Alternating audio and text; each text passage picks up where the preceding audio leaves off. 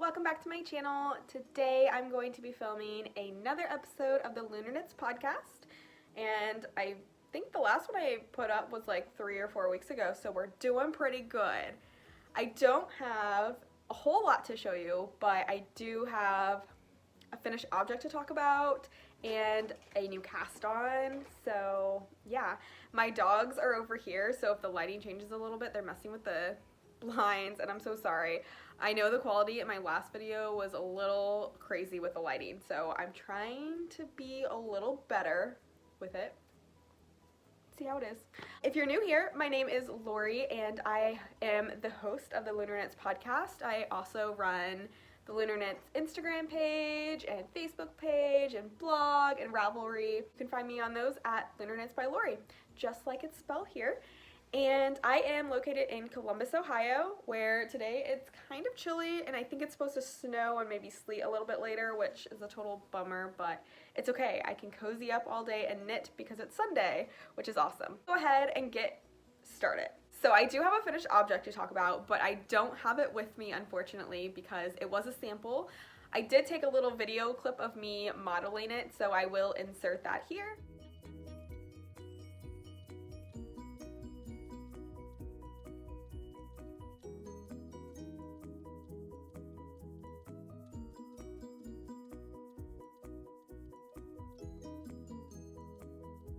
And yeah, so that is the Lofoten that I showed you guys in my last podcast that I was knitting for my friend Carol over at 19 Fibers. She's no longer dyeing yarn, so I kind of just knit that for her as a personal sweater that she wanted made. And it was a really fun knit, to be honest with you. I didn't think that I would enjoy it because it wasn't something I was ever going to knit for myself. But when she reached out to me, I was like, yeah, you know, why not? So I actually really enjoyed the project. It was pretty quick. I think I knit it in like 3 or 4 weeks. I put the dates on my Ravelry project page, so if you want to know the exact dates, they're on there. And it didn't take long at all. I think the most annoying part for me was like the texture on the body, and I was like, if I was knitting this for myself, I would have just done stockinette.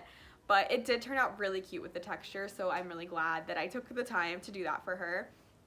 The yarn was really great. It bled a ton whenever I washed it, so that was just something that always kind of scares me, but since it was a solid sweater, it didn't really matter.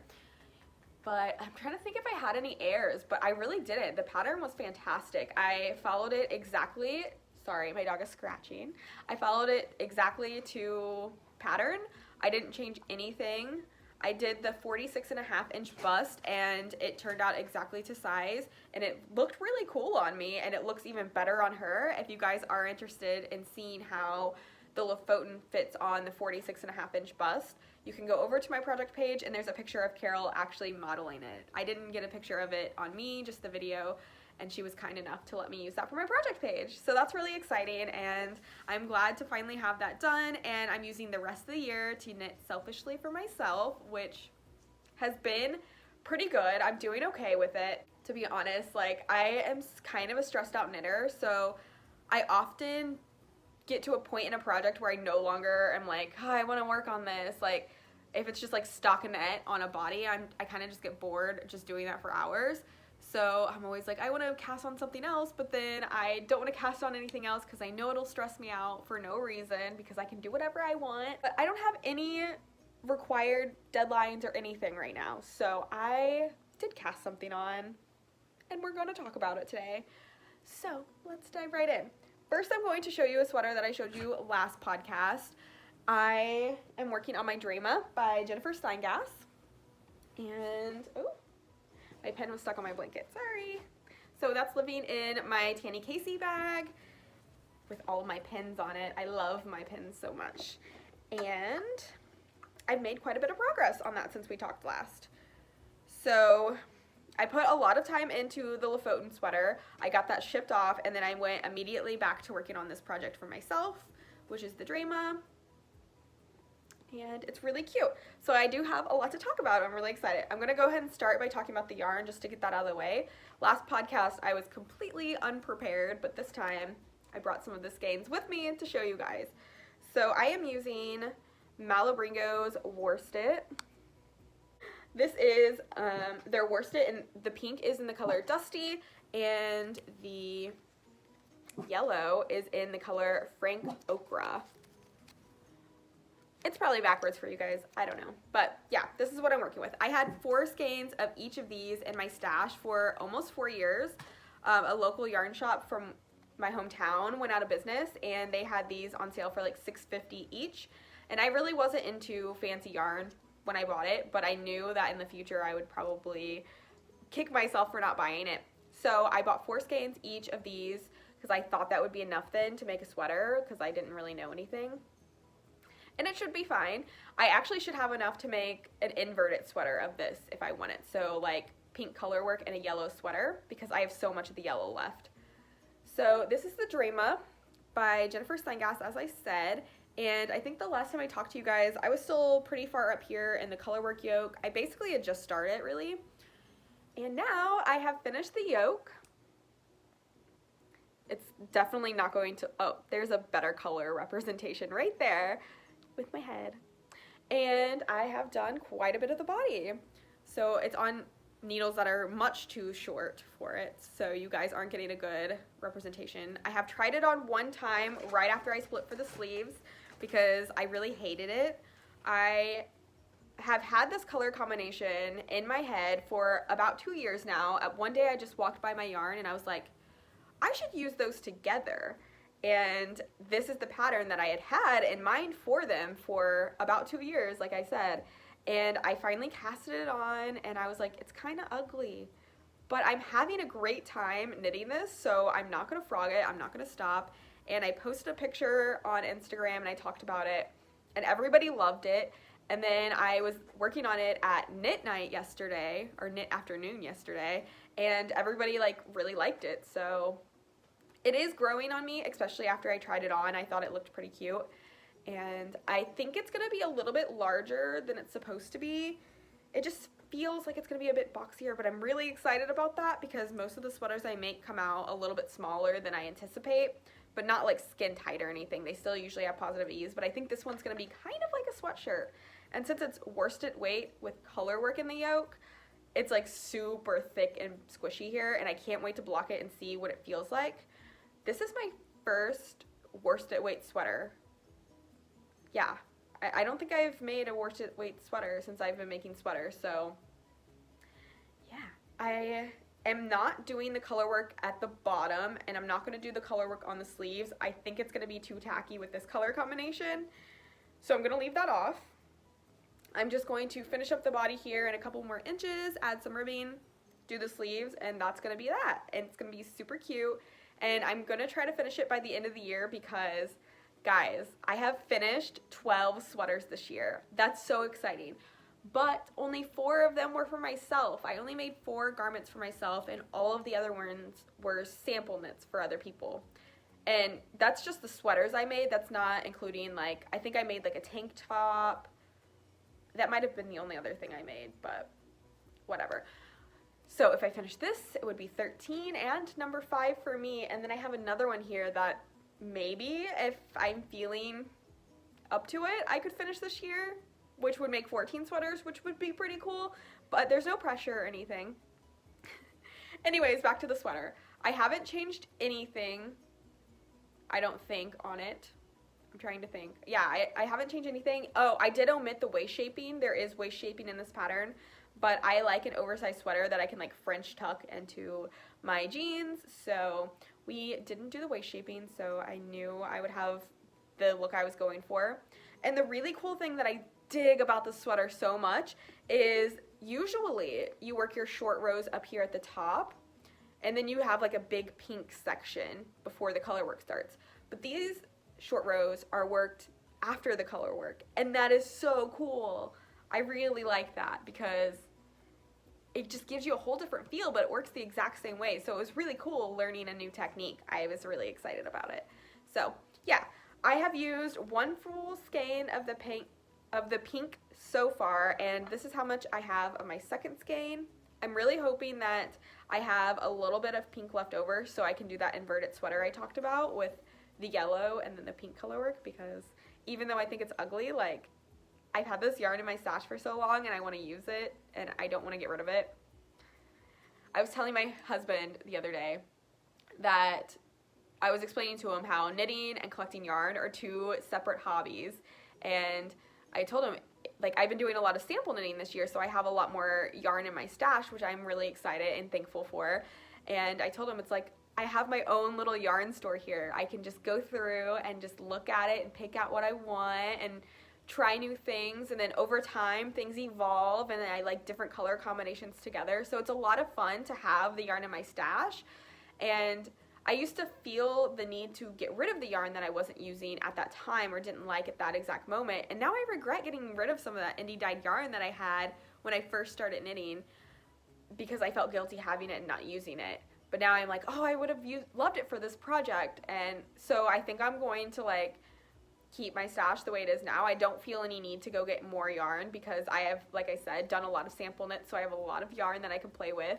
And I'm just really excited for 2020, really, to make even more sweaters because I think that's definitely where my passion is in knitting, and I have a lot of exciting plans. So yeah, that's my drama. I don't really have much else to say. I'm hoping to get a lot of this done today after the podcast. I really just want to see what it feels like after I block it, because I've never used a yarn like this. This is a single ply, like a roving. So yeah, I'm excited.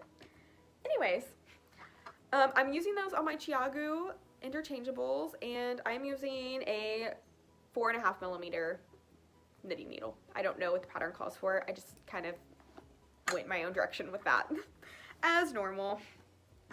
So moving right along to my next project. This is the last thing I'm going to show you guys today because I didn't put work on anything else. I didn't do anything on those socks. I think I did like 2 rounds on the socks, and then I did 2 rounds on my husband's sweater, and that's all I did, and I'm not going to show you. But I did cast something new on for myself, and I can't wait to talk about it.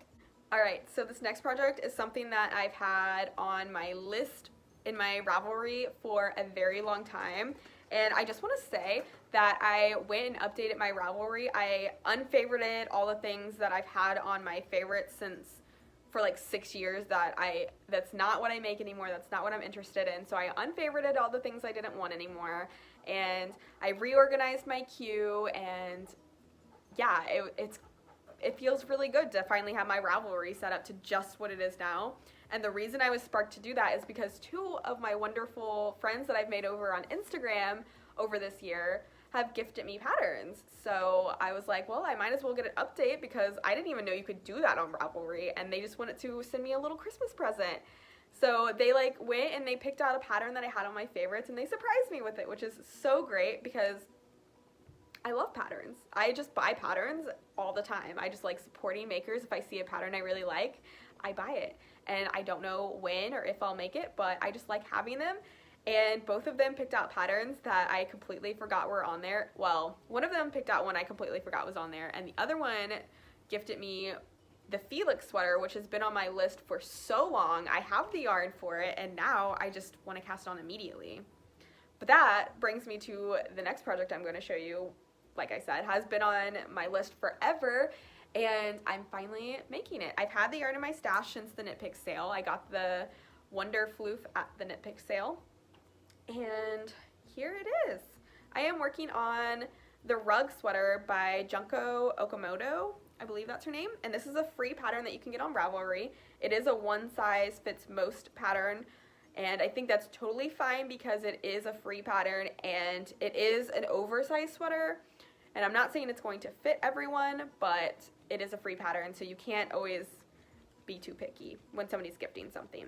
But this is the rug sweater, and it is just a color work, baggy sweater. I don't have a lot to show you on it. I worked on this for 2 days. This is how much I got done because it's pretty addicting. So far I have the purple crosses and the turquoise.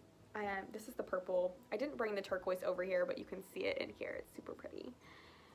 So the purple with the gray, which is the main color. And like I said, this is by Knit Picks, and this is their Wonder Floof, which I have a lot to say about. Well, probably not a lot. I love it, you guys. This yarn, Oh my gosh, it's so lightweight. So this sweater is a really large sweater. Like it's knit with chunky weight yarn, so you need a weight 5 yarn.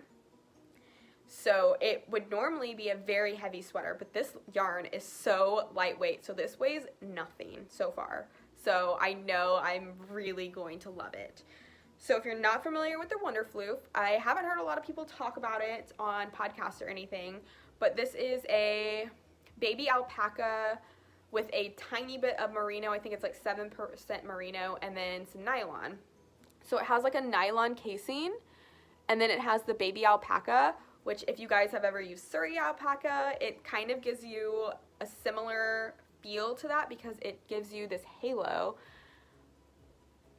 on your work, and it's extremely silky and soft and just beautiful, and it's sticky, so like the color work looks really nice, and overall I am so excited. So I wasn't sure what color combination I wanted to do. I had these 2 colors and the turquoise in my stash that I picked up from Knit Picks because those are the colors I was originally going to use for this. And then I decided, like, when I pulled them out that I didn't really like them. I was like, I'm not loving these.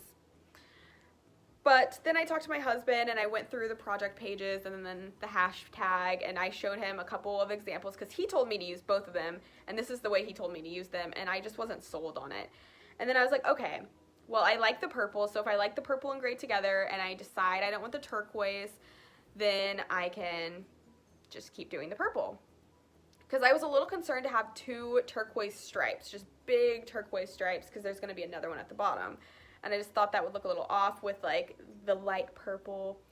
But I am so happy with the color combination. It's so cute. I just kept telling him, it looks like something you would get out of American Eagle. Because it really does. I'm really excited to keep working on this. I have made an error. I think I just missed 1 increase stitch because my stitches didn't line up correctly in the back. So that's going to have to get solved. That's why I stopped working on it. Plus the next round, you have to catch a lot of floats. That is one thing with this. You have to catch a lot of floats because they are very long in between. I think one of the rounds is like 14 stitches long. So you do need to catch some floats. And I did mess up the color work in the very back on the last 2. But I didn't really care that much, so I left it because it's in the back. My husband's like, that's going to bother you. And I was like, it's absolutely not because it's in the back. I don't care. And this glare of light is because my little dog is laying in the blinds. Like, whatever. Anyways, yeah, that's my rec sweater. I don't have a whole lot to say about it. I thought, maybe I would, but no, that's really it. The short rows are worked like in between the color work and stuff, so it's been exciting because you're doing color work and then you have short rows to break it up, and it's really nice. And this yarn is so much fun. I love it. Like, if you're going to make this sweater and you need an affordable option, check out Knit Picks for the Wonderfloof.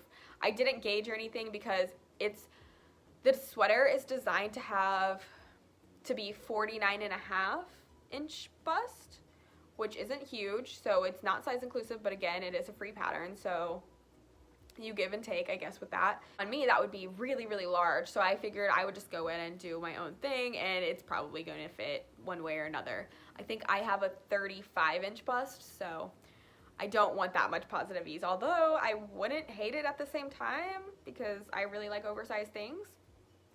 But it's a really simple pattern to follow. She's very descriptive in it. It's overall just really great, and I am having a great time. I haven't been able to put it down. I'm excited to work on it. I kind of put my focus on my Drama because I had a knit night yesterday, so we worked on the Drama.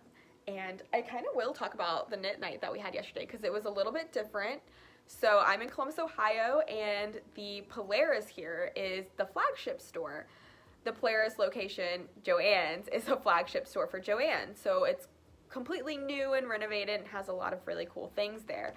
And my friend Sierra's Crafty Creations, she applied to host a party for the makers in Columbus to sponsor Teresa or D'Ambrosia, her new book that just came out, Modern Crochet, and she actually got one of the spots. So she hosted a party for all the makers here in Columbus or in Ohio that wanted to travel. We had a couple of people from Dayton come too. And we had games, and we gave away 5 copies of Teresa's book, and we had snacks, and we all knit together. I think there was about 14 or 16 girls that were there, so it was a lot of fun. All age ranges, which is always great, and it's just always fun to see your friends from social media in person and just get to hang out and knit. And yeah, we had a lot of fun. There was like a little scavenger hunt, and we ran around and found things, and I don't know. I had a great time at that, and it was great to see my friends. I think that's really all I had to talk about. This is an extremely short episode, but I haven't been working on a whole lot of things because I really wanted to get the Lofoten finished, and I did. And then now I'm just working on whatever I want for the rest of the year, which is so great. It feels a little weird because I spent my whole year like knitting for other people. And I have a lot of things I want to knit for myself, so it's like, where do I start? Which kind of gets stressful sometimes, but knitting shouldn't be stressful. I think that's all I have to say today. Really short episode, not too much chatter. But if you guys did enjoy this episode, be sure to give it a thumbs up. Leave me a comment down below telling me what you're excited to start in 2020. What new project are you dying to cast on in 2020? And subscribe to my channel so you can be updated whenever I post new videos. And I'll talk to you guys later. Bye!